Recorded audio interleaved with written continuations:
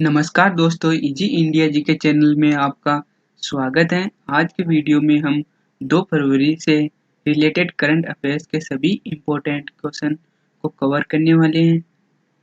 तो स्टार्ट करते हैं हमारा पहला क्वेश्चन।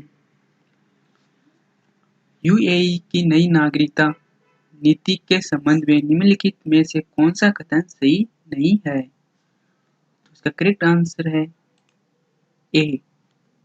वैज्ञानिकों को अनुसंधान क्षेत्र में कम से कम 20 वर्षों का व्यावहारिक अनुभव होना चाहिए।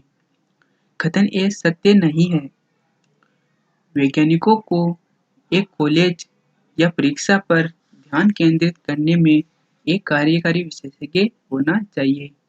उन्हें किसी भी क्षेत्र में 10 वर्षों तक किसी भी दर पर व्यावहारिक अनुभव होना चाहिए।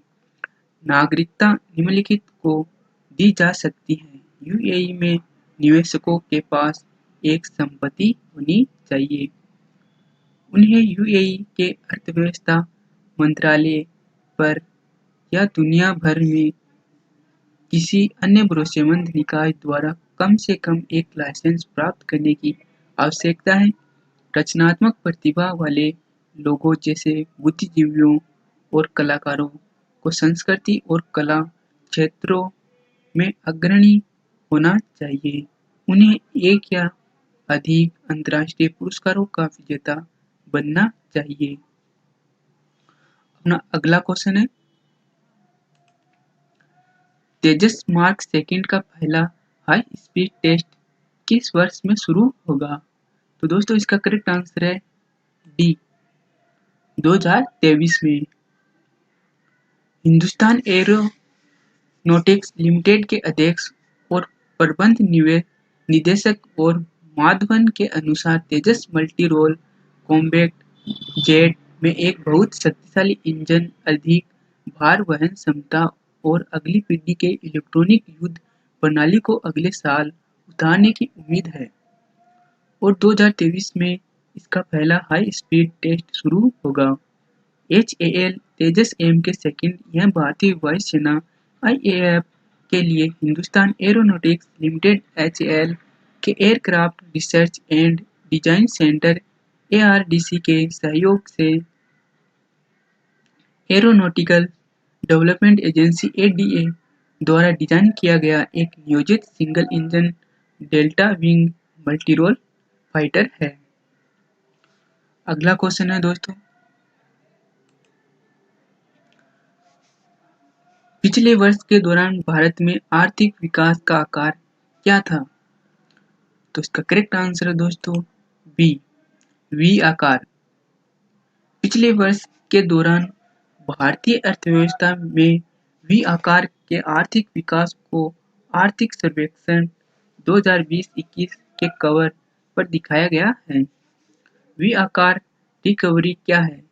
यह एक प्रकार की आर्थिक मंदी और रिकवरी है जो चार्टिंग में वी आकार से मिलती है। यह तेज आर्थिक गिरावट के बाद आर्थिक प्रदर्शन के उपायों में त्वरित और निरंतर सुधार के द्वारा दिखाया गया है। अगला क्वेश्चन है, क्रिप्टो करेंसी के संबंध में निम्नलिखित में से कौन सा कथन सही है? तो इसका करेक्ट आंसर है डी, उपरोक्त सभी। ये तीनों ऑप्शन सही है।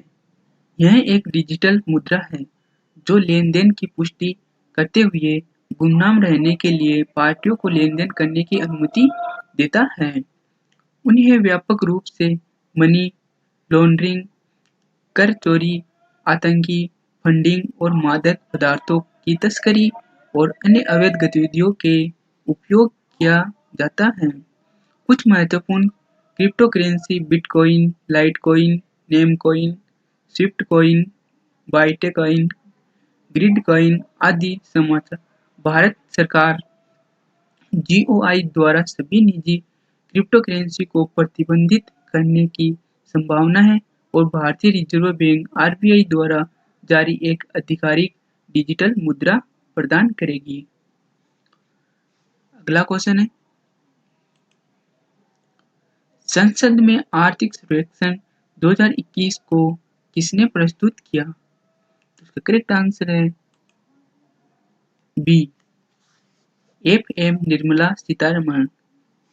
29 जनवरी 2021 को संसद के केंद्रीय वित्त मंत्री निर्मला सीतारमण ने आर्थिक सर्वेक्षण 2020-21 को प्रस्तुत किया है।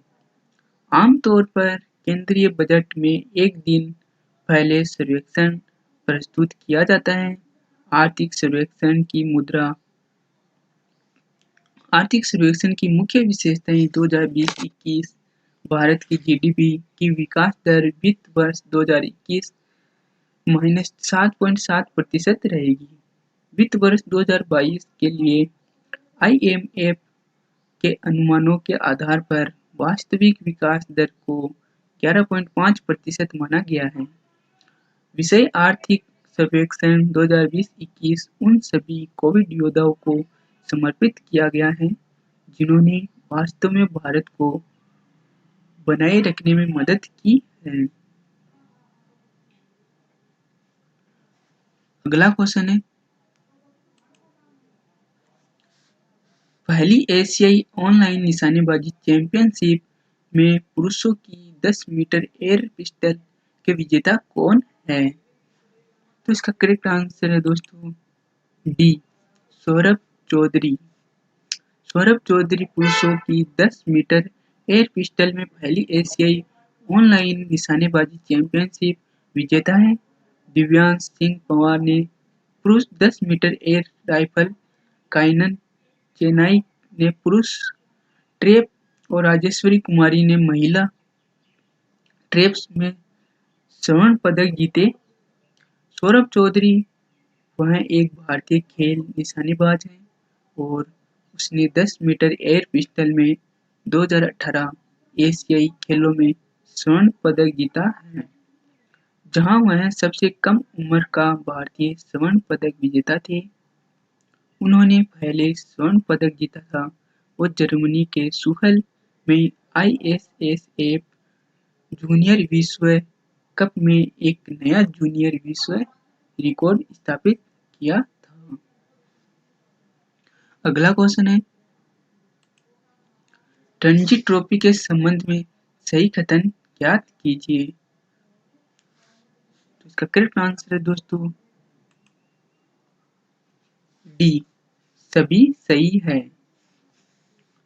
रणजी ट्रॉफी भारत में खेली जाने वाली एक घरेलू प्रथम श्रेणी क्रिकेट चैंपियनशिप है। यह क्षेत्रीय और राज्य क्रिकेट संघों का प्रतिनिधित्व करने वाली कई टीमों के बीच खेला जाता है। वर्तमान में इसमें 38 टीमें शामिल हैं। भारत के सभी 28 राज्यों और 8 केंद्र शासित प्रदेशों में से 4 में कम से कम एक प्रतिनिधित्व है। इसका नाम रणजीत सिंह जी के नाम पर भी पड़ा है, जिन्हें रणजी के नाम से जाना जाता है, जो अंतर्राष्ट्रीय क्रिकेट खेलने वाले पहले भारतीय क्रिकेटर थे। 4 नवंबर 1934 को प्रतियोगिता का पहला मैच मद्रास और मैसूर के बीच आयोजित किया गया था। बीसीसीआई ने 2020-21 में रणजी ट्रॉफी का आयोजन नहीं करने का फैसला किया है। अगला क्वेश्चन है, प्रधानमंत्री जन आरोग्य योजना पीएमजेजेवाई के बारे में निम्नलिखित में से कौन सा कथन सही है? तो दोस्तों इसका करेक्ट आंसर है सी, यह प्रतिवर्ष प्रति परिवार 5 लाख का कवर प्रदान करता है। कथन सी सत्य है। यह दुनिया की सबसे बड़ी राज्य प्रायोजित स्वास्थ्य बीमा योजना है। यह भारत में सार्वजनिक और निजी सूचीबद्ध अस्पतालों में माध्यमिक और तृतीयक देखभाल अस्पताल में भर्ती के लिए 5 लाख परिवार वर्ष का कवरेज प्रदान करता है। इस योजना के तहत अस्पताल में भर्ती होने से 3 दिन पहले और 15 दिन बाद तक का नैदानिक उपचार, स्वास्थ्य, इलाज व दवाइयाँ मुफ्त उपलब्ध होती हैं। पारिवारिक आकार, आयु या लिंग की कोई सीमा नहीं होती है। नवीनतम आर्थिक सर्वेक्षण के अनुसार जिन राज्यों ने प्रधानमंत्री जन आरोग्य योजना (पीएमजेएवाई) को लागू किया है, उन्होंने कई स्वास्थ्य परिणामों में सुधार में योगदान दिया है। अगला क्वेश्चन है,